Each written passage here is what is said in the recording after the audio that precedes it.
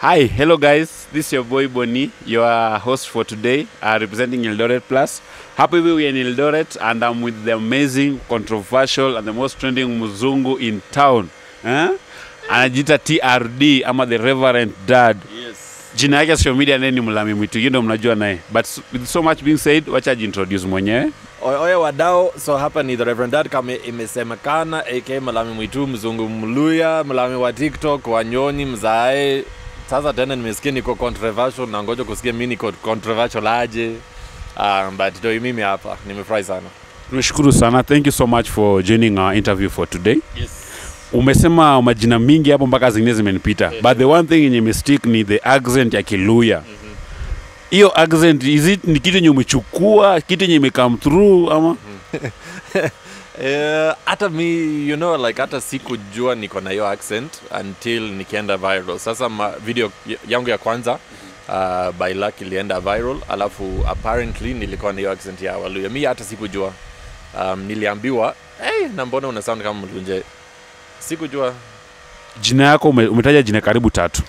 There's the TRD, which is the Reverend Dad. Kuna Mlami mwitu. Hiyo ingine gani? Kuna mzungu mluya. Kuna mzungu mluya. Alafu kuna wanyonyi, wananiita wanyonyi. Wanakuita wanyonyi pia. Now let's start with the Reverend Dad.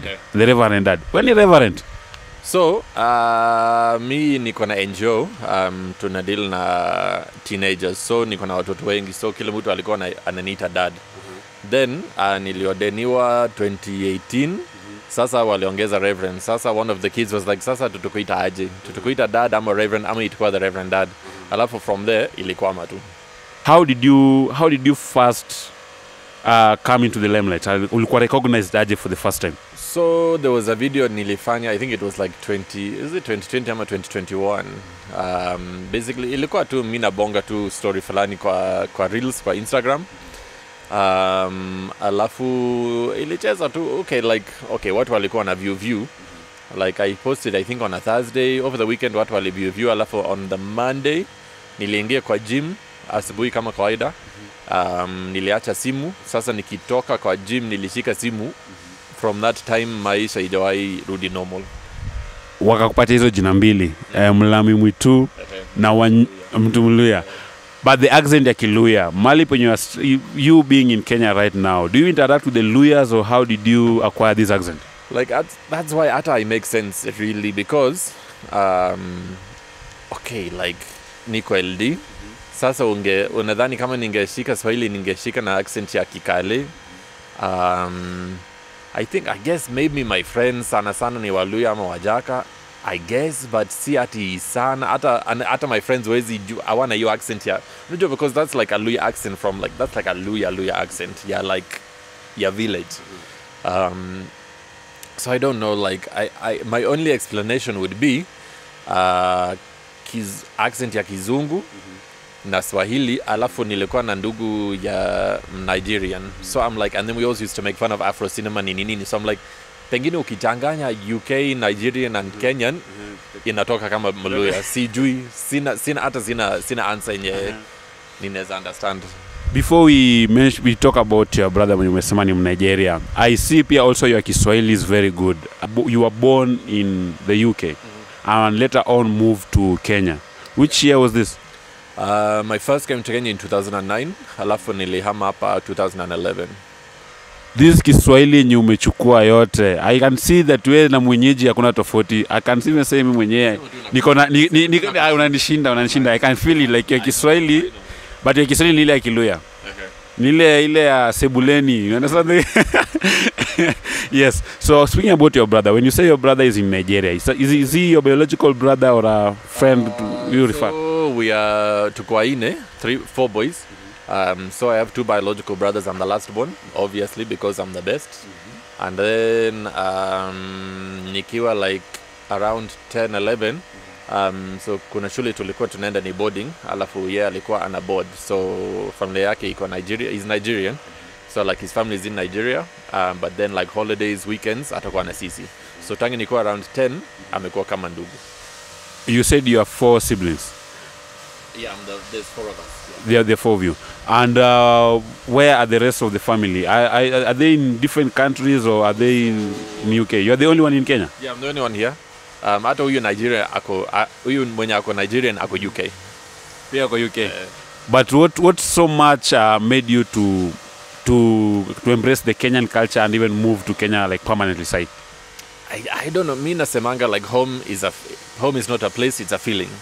So I don't know, because I traveled the world before I came to Kenya. I'd been in South Africa, sikupenda hata kidogo. I traveled around like other parts of the world, but nikifika to Kenya hivi like vile nimeland, I'm like nasikia kama kuna connection. Sijui ni nyinyi muliniroga tu. But Kenya is a very beautiful place. If somebody wanted to address you sai, mragi ku address sai anataka ku address like who? A comedian, a reverend, an entrepreneur? How would somebody address you? I would say all of them and one of them. Like I feel like, you know, this world inajaribu kufinya watu wakue kitu moja. You know, like if you're a content creator, that's all you do. If you're a reverend, kama umesema, that's all you do. If you're a businessman, that's what you do. You know, and I don't agree with that. I think you can address me as a comedian, as a Christian, as an aid worker, as a what.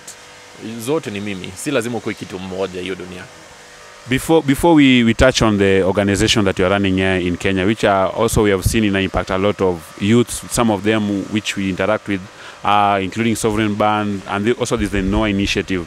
Before we touch on that one, you yourself, you turned out to be a comedian after you went viral and you embraced the fact that you're a comedian.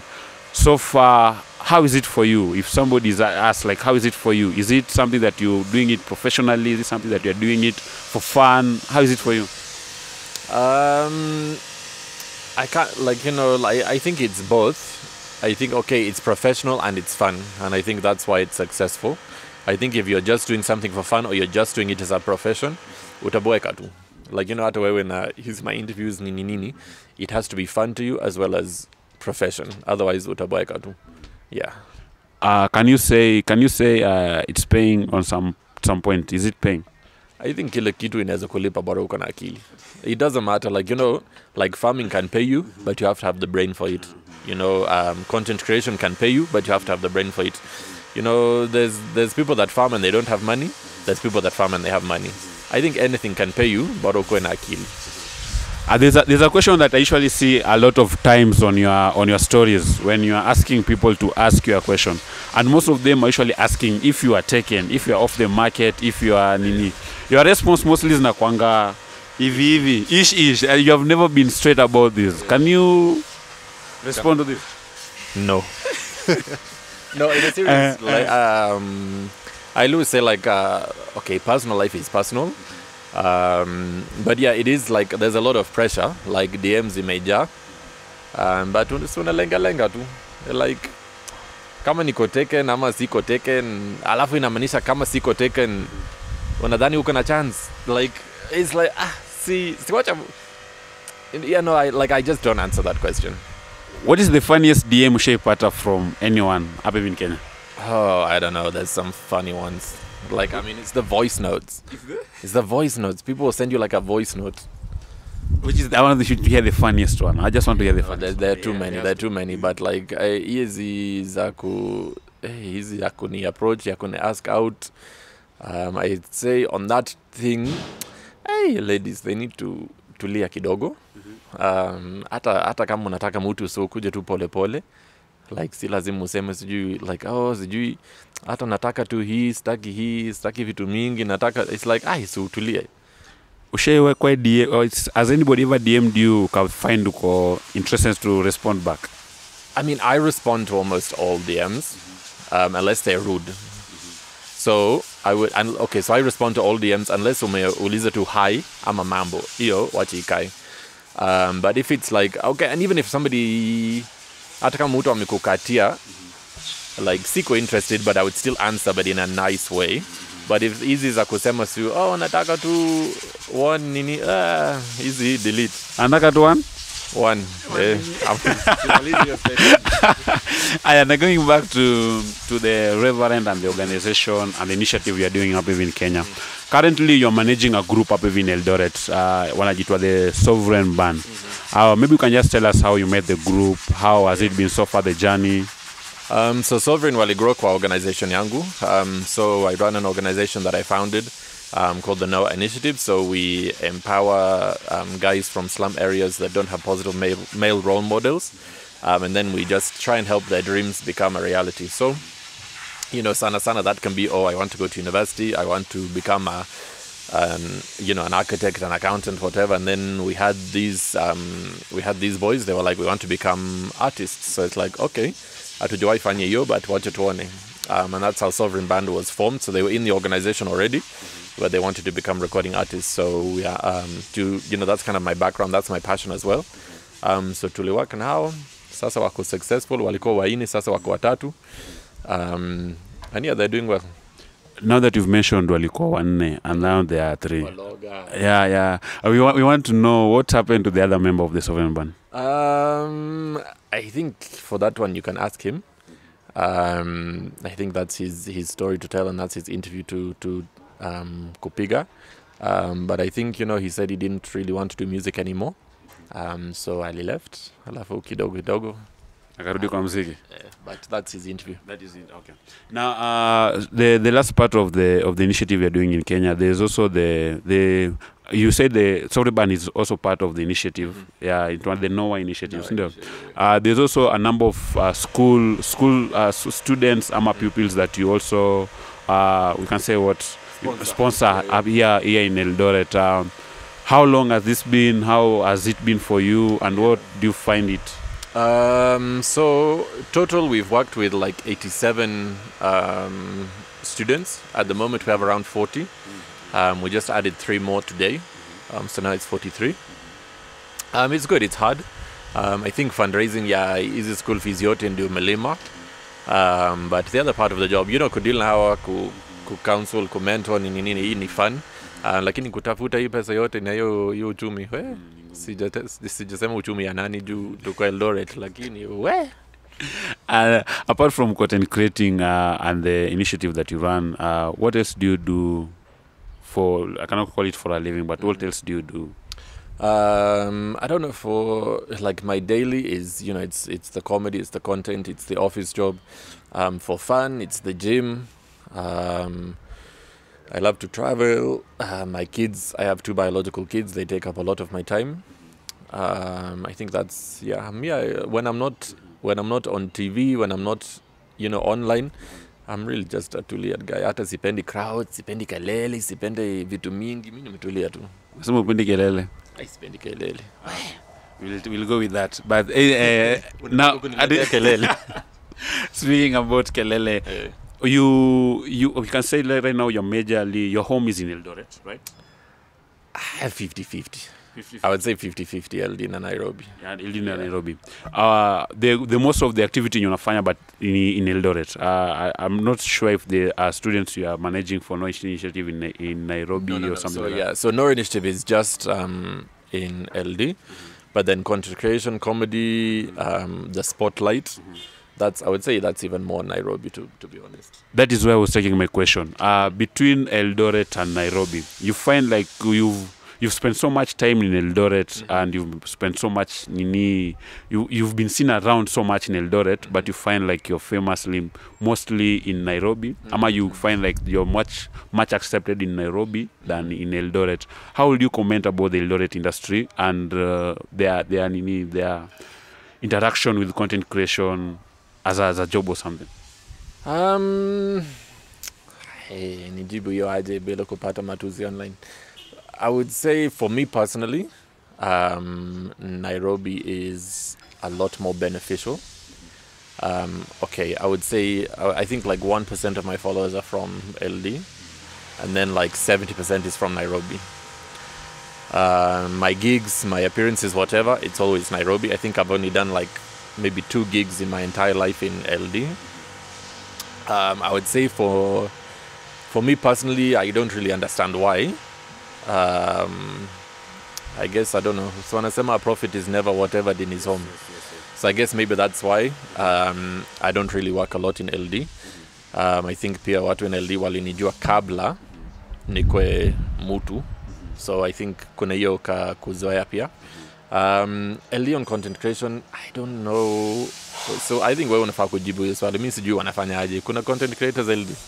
A lot of the content creators, I can even point myself as one of them, but I still bad on content creation. You manage the sovereign band. We can say those are artists. I don't know wasanii hapa hivi. I understand pia umejaribu watafutia market in Eldoret, and the reason why you even took them out, I saw even one time they performed outside of Kenya. Where was that? Manchester, Festival Manchester. Yes, that was in Manchester. They tried to manage to walijaribu sana ku come out as a boy band group up even Eldoret, but you find like Eldoret is a bit slow to accept a new energy or something. So I would say this is now on my professional. Inaweza kuwa naongea kizunguzungu juu inaingia kwa biz, but I would say that's where most people fail when they're starting. Okay, it makes sense maybe for you because you're Eldoretplus, makes sense. But for myself, I never branded myself, or I never pushed myself as an Eldoret artist. I pushed myself as a Kenyan brand. Same for Sovereign. I've never pushed them as an Eldoret artist. I pushed them as a Kenyan artist. Because I think when you're pushing to be an Eldoret brand or an Eldoret artist, that's your limit. Umeshaji limit. If you're looking at international, like let's look at artists, for example, maybe wewe unajua, but if I asked you where most of these international artists that wewe unajua, wametoka wapi, au utajua ni country gani. Juu, if you associate yourself with something too small, unajilimit. Like Justin Bieber, for example. So most people watasema anatoka States. Anatoka Canada. He's not from the US, he's from Canada. Like things like that. Like, you don't brand yourself as an American artist or a British artist or an Eldoret artist, or as you have to be bigger than that. You have to think bigger than that. Maybe as we close our interview for today, what are some of the challenges una face as a content creator in this Kenyan market?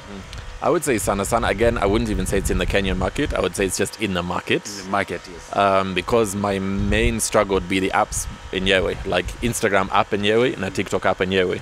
Algorithms zao, vile wanacheza na numbers, nini, hiyo ndio inasumbua. Mimi sisumbuliwa na vitu local, mimi nasumbuliwa na any atifumbuliwa. This is just hitting me right now. Any negative feedback in your share pattern, and then you converted it into making it negative feedback, but you converted into a positive feedback. Any of that? Everything. My funniest thing is I'm making fun of myself out of Wazungu and out of Kenyans. That's all I'm doing. Kenyans or Luyas? Sewaluya ni Kenya. But you get that's what I think. I think most of my comedy and most of what trends is just by observing something, and instead of seeing it as a negative thing, you see it as a positive thing. Yeah. That is great. I think that was our time, but I'm seeing you also having tattoos. Yes. How many do you have so far? I don't know. You don't know. Is this one or is this individuals? This is not one, but you can rate them by the session you may attend. I don't know. Okay, niko na moja on my leg, on my shoulders. Alafu hii ni hii paka hapa. I believe most of them ziko na their own meaning. Maybe unaweza pick two. Zingine meaning yao ni kujibamba. Sasa, thank you so much for this amazing interview. Thank you so much for tuning in. This has been your boy El Boni from Eldoretplus and Mlami mwitu mwenyewe.